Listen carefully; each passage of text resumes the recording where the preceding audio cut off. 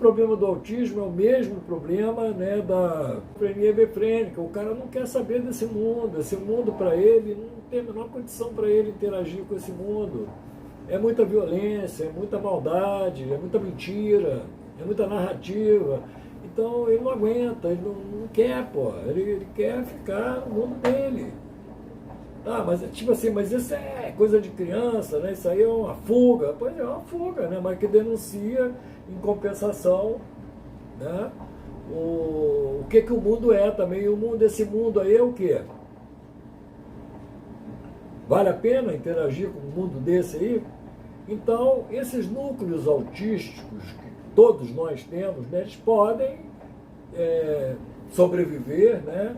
Ficarem ali em stand-by ali, mas se crescendo, aumentando, né, à medida que o sujeito vai tomando ciência, né, do mundo que o cerca, que podem resultar num surto, né, esquizofrênico. Por exemplo, tem alguns autores que dizem que a esquizofrenia infantil não existe, né, porque realmente a imensa maioria dos casos de esquizofrenia começa com 16 anos, 17 anos, na adolescência. A esquizofrenia befrênica, e depois tem um outro pico de novos esquizofrênicos aparecendo no mercado, né, digamos aí, assim, que a esquizofrenia paranoide, lá por volta de 35 anos, e tudo, são os picos de aparecimento, de surtos, de brotos, né, psicóticos, né, na comunidade, né? Então, novos esquizofrênicos são produzidos, né, usualmente nessas idades, né? Adolescência, antes dos 20 anos, em torno de 20 anos, menos 20, abaixo, entre 15 e 20 anos, né? E entre 35 e 40 anos, a forma paranoide, que são as duas mais frequentes. A befrênica de 15 a 20 anos, começando ali, e a outra. Mas por que demora tanto? É genético? É um vírus? É um vírus? Não, o vírus não está. Mas é um gene. Então, um gene que se manifesta com 16 anos de idade, né? Um gene que se manifesta com 35 anos de idade. Tem, claro que tem um componente genético, tudo tem um componente genético, sem dúvida nenhuma, né? Mas daí dizer que é só a coisa genética, realmente é reduzir muito a perspectiva do que a existência da esquizofrenia mostra para nós, né? Então a psicose, do ponto de vista da grande ação perversa e do número enorme de perversos que tem na comunidade, ela é um centro poderoso de resistência ideológica, né, e que o autismo é um baluarte, né? O cara não quer relação nem com a mãe, né? Ele não quer saber da mãe, não quer saber de pai, não quer saber de família, de irmão, de coisa nenhuma. Ele quer ficar se relacionando com o seu corpo, né? Em geral, classicamente, na doença de Kanner, né, é um menino, e pode ser uma menina também, né, mas na maior parte dos casos, trata-se de um menino que teve um transtorno global do desenvolvimento e que, paradoxalmente, tem uma inteligência cognitiva muito acima da média, né?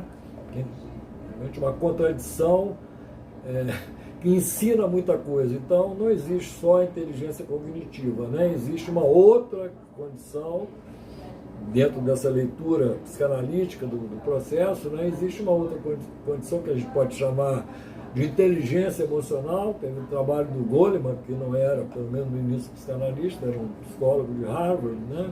E que até com boa, né, formação em neurologia, né? Então ele conseguiu sustentar aí o conceito de inteligência emocional, que infelizmente, mas assim, bem compreensivelmente, entre aspas, né, não foi bem adotado pela sociedade, bem como a própria psicanálise também não foi, né? E infelizmente a gente fica aí vendo as consequências dessas permissividades com o mesmo, né? Com aquela mesma coisa de sempre, e isso tudo pode reativar os núcleos autísticos de algumas pessoas, e as pessoas ficarem numa posição mais prudente, né, em relação ao envolvimento com grupos, né?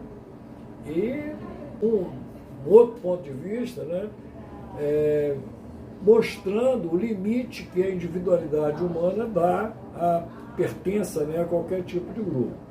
Tá? Então existe uma individualidade humana e essa individualidade humana é o caminho, né, do crescimento da espécie, né? Não adianta você ter quantidade de indivíduos, é importante você ter qualidade da mente desses indivíduos.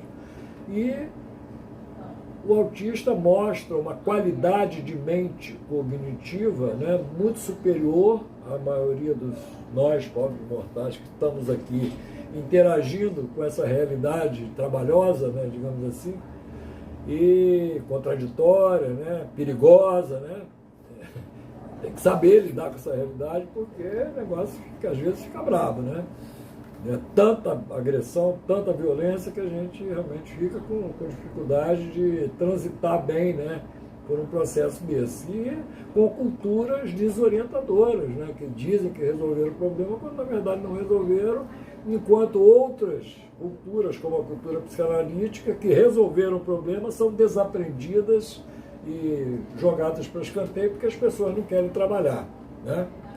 Bom, é isso basicamente. Então, resumindo, núcleos autísticos podem ser reativados, né, quando o sujeito não aguenta mais, né, digamos assim, perder tempo na tentativa de interação com um mundo hostil que ignora o seu valor, o valor da sua individualidade, da sua liberdade e do seu natural desejo de fusão funcional, quer dizer, de crescimento pessoal, de crescimento da sua capacidade de amar e de conhecer as coisas à sua volta. Então, amor e sabedoria, no lugar de ignorância e violência.